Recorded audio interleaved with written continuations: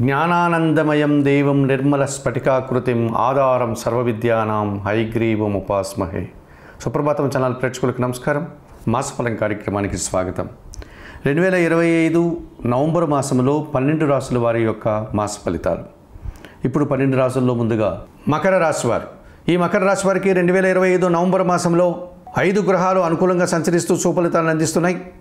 అష్టమాధిపతినటువంటి సూర్య భగవానుడు ఈ నెలంతా కూడా దశమ లాభభావాల్లో అనగా తులా వృశ్చిక రాశుల్లో సంచరించడం వల్ల అధికారుల అండదండలతో అభివృద్ధిని సాధిస్తారు. నూతన ఉద్యోగాలు వచ్చే అవకాశం ఉంది. ఉన్న ఉద్యోగంలో పదోన్నతులకు అవకాశం ఉంది. ఆర్థికంగా కూడా బలపడతారు. చతుర్థ లాభాధిపతినటువంటి కుజుడు ఈ నెలంతా కూడా లాభములో వృశ్చిక రాశుల్లో సంచరించడం వల్ల భూవాహన లాభాలు అందుకుంటారు. రియల్ ఎస్టేట్ రంగంలో అధిక లాభాలు వస్తున్నాయి. వ్యవసాయ రంగంలో కూడా మంచి సానుకూల వాతావరణం ఏర్పడుతుంది.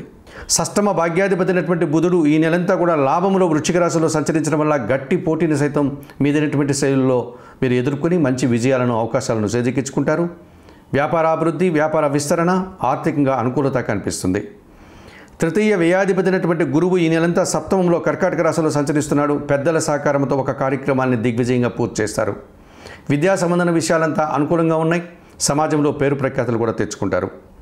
జన్మరాశ్యాధిపతి ద్వితీయాధిపతినటువంటి శని భగవానుడు ఈ నెలంతా కూడా తృతీయంలో మీనరాశిలో సంచరించడం వల్ల జన సహకారం బాగుంటుంది. ముఖ్యంగా పనివారి సహకారంతో ఇంటా బయట చాలా పనులు పూర్తి చేస్తారు. వ్యవసాయ రంగంలో కానీ రియల్ ఎస్టేట్ రంగంలో కానీ మంచి లాభాలు అందుకుంటారు. మరి 2025 నవంబర్ మాసంలో ఈ మకర రాశి వారికి శుక్రుడు, రాహుకేతువులు ప్రతికూలంగా సంచరిస్తున్నాయి. తిరుపతి క్షేత్రానికి సమీపంలో ఉండే వాయులింగేశ్వర క్షేత్రమైనటువంటి శ్రీకాళహస్తీశ్వర ఆలయానికి వెళ్ళి అక్కడ ఉన్నటువంటి జ్ఞానప్రసన్న అమ్మవారిని, శ్రీకాళహస్తీశ్వరిని దర్శనం చేసుకొని రాహుకేతు పూజలు నిర్వర్తించుకోండి.